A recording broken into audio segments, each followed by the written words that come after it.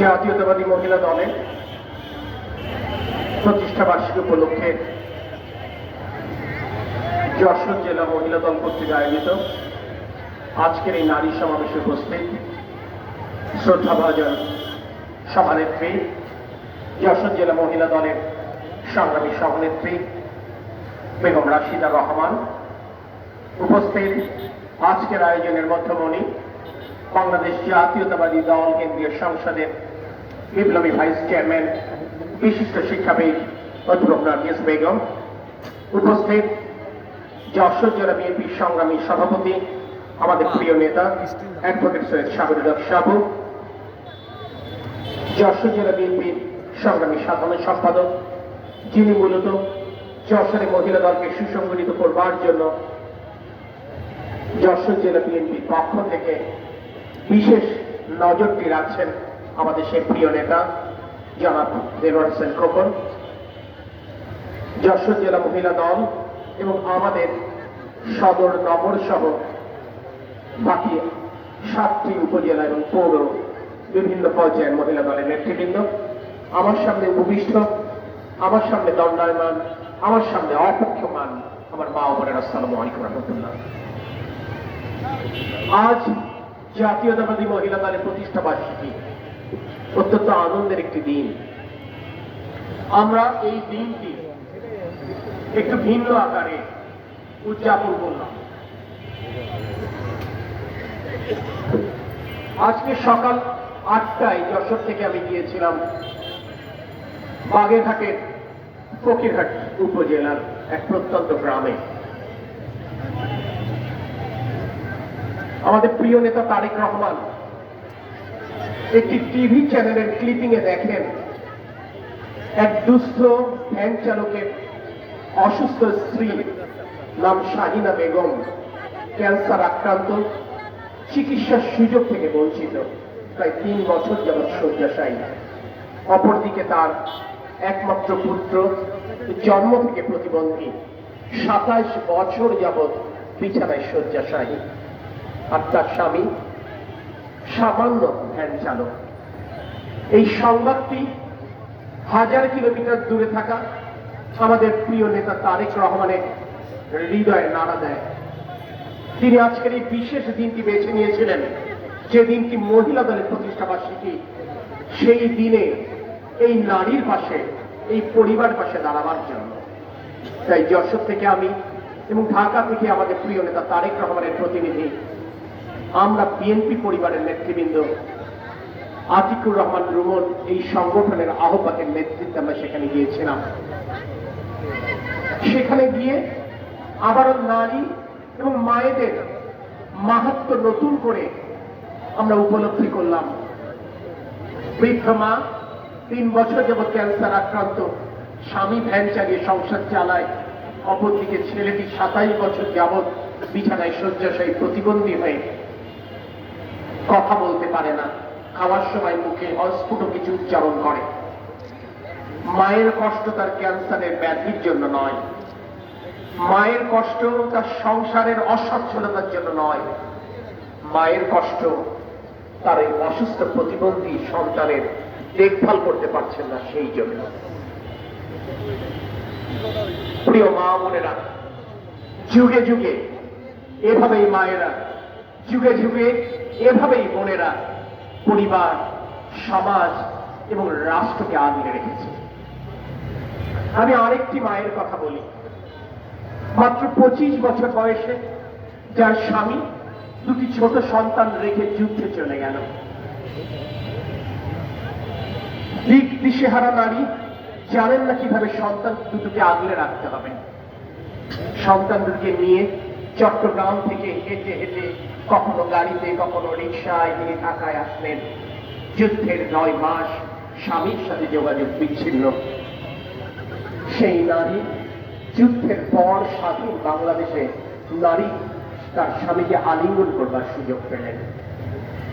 25 বছরের সেই নারী মাত্র 35 বছর বয়সে বিধবা হলেন।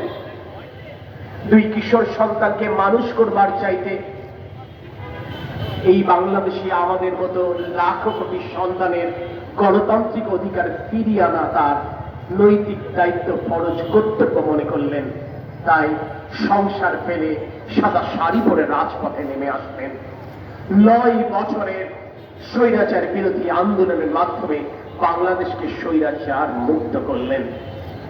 সেই নারী আর কেউ নন, সেই নারী আমাদের নেত্রী, দেশনেত্রী বেগম খালেদা জিয়া, যার অবদানের স্বীকৃতি স্বরূপ এই বাংলাদেশের নারী সমাজ তাদের আঁচল উজাড় করে তিনবার ভোট দিয়ে বাংলাদেশের প্রধানমন্ত্রী করেছেন। আমি সেই বেগম খালেদা জিয়ার কথা বলতে চাই, যেই বেগম খালেদা জিয়া বাংলাদেশের নারী সমাজকে অ্যাসিড সন্ত্রাসের অভিশাপ থেকে মুক্তি দিয়েছিলেন।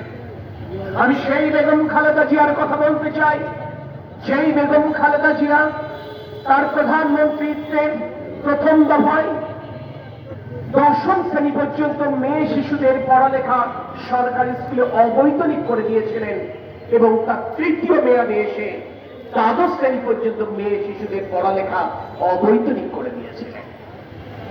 আমি সেই বেগম খালেদা জিয়ার কথা বলতে চাই, যিনি নারীর কর্মসংস্থান নিশ্চিত করতে প্রাথমিক বিদ্যালয়ের শিক্ষক নিয়োগের ক্ষেত্রে 50% পর্যন্ত নারী শিক্ষকদের জন্য কোটা সংরক্ষণ করেছিলেন, যিনি শিক্ষার বিনিময়ে খাদ্য কর্মসূচির মতো যুগান্তকারী একটি পদক্ষেপ নিয়েছিলেন বলেই আজ বাংলাদেশের নারী সমাজ, বাংলাদেশের মেয়েরা শিক্ষা ক্ষেত্রে পুরুষদেরকে, ছেলেদেরকে ছাড়িয়ে যেতে সক্ষম হয়েছে।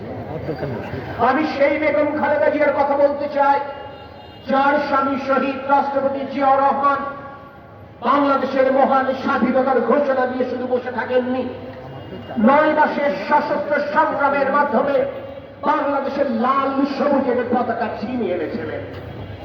আমি সেই বেগম খালেদা জিয়ার কথা বলতে চাই, যার স্বামী শহীদ রাষ্ট্রপতি জিয়াউর রহমান রাষ্ট্র পরিচালনার দায়িত্বে এসে নারীকে, বাংলাদেশের নারী সমাজকে যৌতুকের অভিশাপ থেকে মুক্তি দিয়েছিলেন।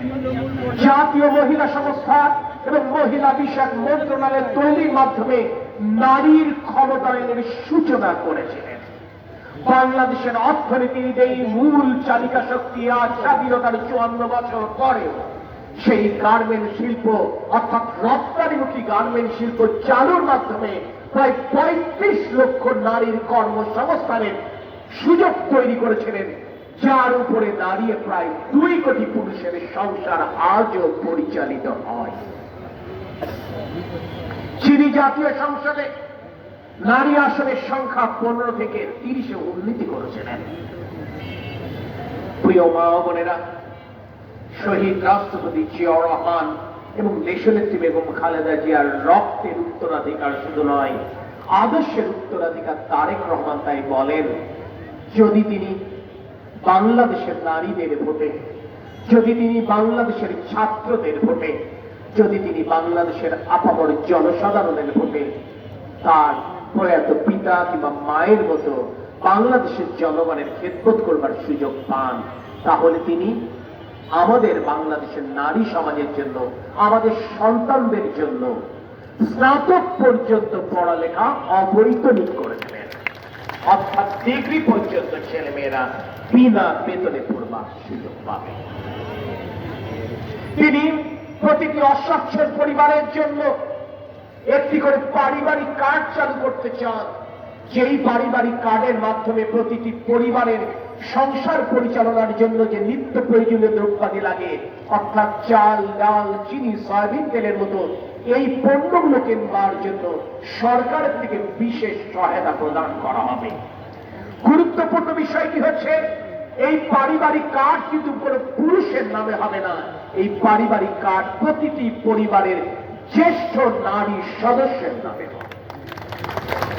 প্রিয় মা ও বোনেরা, আমরা যখন জাতীয়তাবাদী মহিলা দলের প্রতিষ্ঠা বার্ষিকীর এই মঞ্চে দাঁড়িয়ে 2025 সালের কথা বলছি, তখন 2018-র 11 জাতীয় সংসদ নির্বাচনের আগের কিছুদিনের স্মৃতি আমার মানস পটে ভেসে আসছে, যখন জাতীয়তাবাদী পরিবারের সকল দায়িত্বশীল কর্তা ব্যক্তিদেরকে মিথ্যা এবং গায়েবী মামলায় জড়িয়ে ঘর ছাড়া করা হয়েছিল। যখন আমার নির্বাচন পরিচালনা কমিটির প্রধান মঞ্চ বিশিষ্ট সৈয়দ সাবিনুল হক সাবু কিংবা আমার প্রধান নির্বাচনী এজেন্ট মঞ্চ বিশিষ্ট জনাব দেলোয়ার হোসেন খোকন সহ আমার উপজেলা, আমার পৌর, আমার ইউনিয়ন, আমার পৌর ওয়ার্ড পর্যায়ে সকল বিএনপি ছাত্র দল, যুবদল, স্বেচ্ছাসেবক দলের ভাইদেরকে ঘর ছাড়া করা হয়েছিল। আমার স্মৃতিতে স্পষ্ট, যখন আমি কচুয়া ইউনিয়নে যাই, গ্রাম থেকে গ্রাম আমি দেখেছি কিভাবে পুরুষ শূন্য হতে দেখেছি, কিভাবে ওই সমস্ত জায়গায় 71 সালের বর্বরতাকে হার মানিয়ে গুলি করা হয়েছে, ঘর বাড়ি তছনছ করে ফেলা হয়েছে। একই চিত্র আমি চাচরা, একই চিত্র আমি দেয়ারা, একই চিত্র আমি কাশিমপুর, হৈবতপুর ইউনিয়নে দেখেছি। পুরুষ শূন্য এই গ্রামগুলোতে দাঁড়িয়ে আমি যখন আমার মা বোনদের সাথে কথা বলেছি, এমন অবস্থা আমার কি করণীয়, আমার পাশে তো কোনো কর্মী নেই, আমার পাশে তো কোনো নেতা নেই, আমার তাহলে কিভাবে আমার এই নির্বাচনে মাঠে আদৌ থাকা উচিত কিনা আপনারাই আমাকে বলেন। প্রতিটি ঘরের মায়েরা, প্রতিটি ঘরের বোনেরা খুব দীপ্ত কণ্ঠে আমাকে বলেছিল, তোমার ভাইরা নেই তাতে কি হয়েছে, তোমার চাচারা নেই তার কি হয়েছে, আমাদের মতো লাখো মা তোমার পাশে রয়েছে, ভোটের শেষ মুহূর্ত পর্যন্ত তোমাকে লড়াই করতে হবে।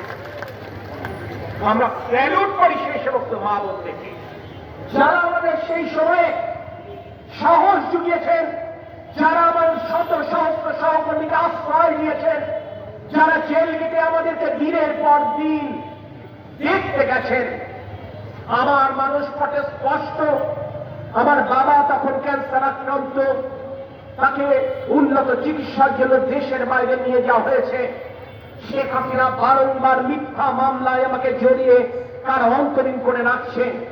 সবে বরাত হলো, সবে বরাতে আমার সাথে থাকা কারা অন্তরীণ আমার সহকর্মীরা আমাদের মায়ের হাতের রান্না কিংবা আমাদের স্ত্রী কিংবা বোনের হাতের রান্না খাবার খেতে পারিনি, কিন্তু যশোরের সমস্ত উপজেলা থেকে আমার নারী সহকর্মীরা তাদের হাতে বানানো রুটি এবং হালুয়া নিয়ে আমাদের সাথে দেখা করতে এসেছে। নড়াইলে গ্রেপ্তার হলাম, পুরুষ শূন্য নড়াইলে ওই দিনের রাতের এবং পরের দিনের সকালের খাবার যশোরের মহিলা দল নিয়ে আমাদেরকে দিয়েছিলেন। আমরা সেদিনের কথা ভুলে যাইনি। আমি স্পষ্ট করে বলতে চাই, আজ হাসিনার পতন আন্দোলনে, আজ বাংলাদেশকে ফ্যাসিজম মুক্ত করবার ক্ষেত্রে পুরুষদের চাইতে কোন অংশে কোন অবদান কম আপনাদের নয়। তাই নতুন বাংলাদেশ বিনির্মাণে অবশ্যই পুরুষদের সাথে কাঁধে কাঁধ মিলিয়ে আপনাদেরকে কাজ করতে হবে। বাংলাদেশ জাতীয়তাবাদী মহিলা দল এমন একটি প্ল্যাটফর্ম তৈরি করতে চাচ্ছে, যেই প্ল্যাটফর্মে বাংলাদেশের নারীরা সুসংগঠিত হবে, একতাবদ্ধ হবে, যেখানে তারা এক হয়ে স্পষ্ট বার্তা দেবে সরকারকে, আমাদের সমাজকে, আমার শহরকে সন্ত্রাস মুক্ত করতে হবে, আমার পাড়া মহল্লাকে মাদক মুক্ত করতে হবে। আমরা ভোট দিয়ে তোমাকে নির্বাচিত করেছি, আমার এলাকার উন্নয়ন তোমাকে বুঝিয়ে দিতে হবে। এর স্পষ্ট উচ্চারণ যদি আপনাকে করতে হয়, তার জন্য আপনাকে একতাবদ্ধ হওয়ার কোনো বিকল্প নেই। প্রিয় মা ও বোনেরা, প্রতিষ্ঠা বার্ষিকীতে যখন আপনাদের সাথে কথা বলছি, তার কিছুক্ষণ আগে মোবাইলের স্ক্রলে আমি প্রথম আলোর অনলাইন পত্রিকা দেখছিলাম। সেখানে বাংলাদেশের পরিসংখ্যান ব্যুরো একটি রিপোর্ট করেছে। রিপোর্টটা কি জানেন? বাংলাদেশের নারী সমাজ প্রতিদিন যে গৃহস্থালীর কাজ করে, স্বামী, সন্তান এবং শ্বশুর শাশুড়ির যে সেবা যত্ন করে, তার অর্থমূল্য কত? এইগুলো কিন্তু প্রতিটি নারী তার সংসারের দায়িত্ব হিসেবে পালন করে। এর জন্য কিন্তু স্বামী কিংবা পরিবার তাকে কোনো মজুরি দেয় না।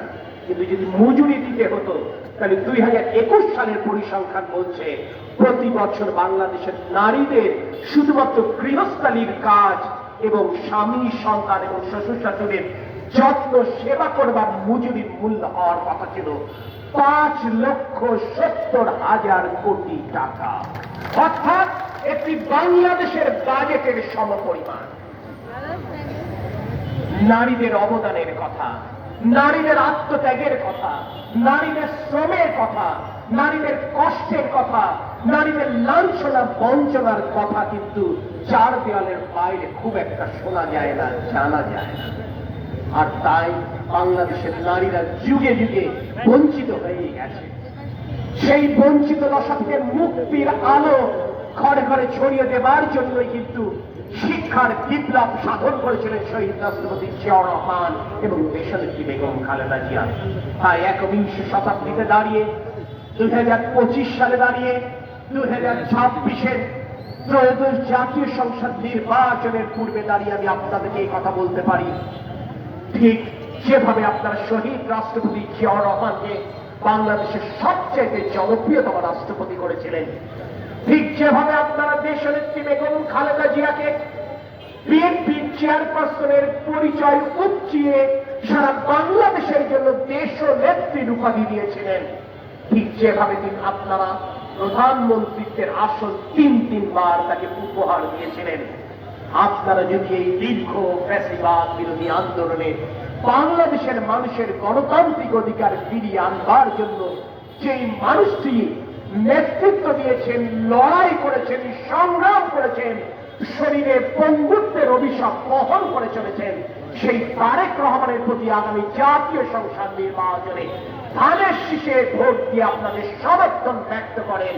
তরিকুল ইসলামের সন্তান হিসেবে আমি কথা দিতে পারি, ঠিক যেভাবে তার পিতা শহীদ রাষ্ট্রপতি জিয়াউর রহমান, তার মা দেশনেত্রী বেগম খালেদা জিয়া যশোর তথা বাংলাদেশের উন্নয়ন করেছেন, ঠিক একইভাবে তিনি যশোর তথা বাংলাদেশের উন্নয়নে আত্মনিয়োগ করলেন ইনশাআল্লাহ। সেই সমর্থন চেয়ে, সেই দোয়া চেয়ে আমি আমার কথা শেষ করব। তার পূর্বে আজকের যারা আয়োজক, আজকে যারা এই আয়োজনকে সুন্দর এবং সার্থক করবার জন্য প্রাণান্তকর প্রচেষ্টা নিয়েছেন এবং আমার মা বোনেরা যারা দূর দূরান্ত থেকে ছুটে এসে আজকের এই আয়োজনকে সুন্দর এবং সার্থক করেছেন, তাদের প্রতি ব্যক্তিগতভাবে গভীর কৃতজ্ঞতা প্রকাশ করে আমি আমার বক্তব্য শেষ করছি। আল্লাহ হাফেজ। বাংলাদেশ জিন্দাবাদ, বাংলাদেশ জাতীয়তাবাদী দল জিন্দাবাদ, বাংলাদেশ জাতীয়তাবাদী মহিলা দল জিন্দাবাদ, শহীদ রাষ্ট্রপতি জিয়াউর রহমান বীরুত্তম অমর হোক, দেশনেত্রী বেগম খালেদা জিয়া জিন্দাবাদ, আমাদের প্রিয় নেতা তারেক রহমান জিন্দাবাদ।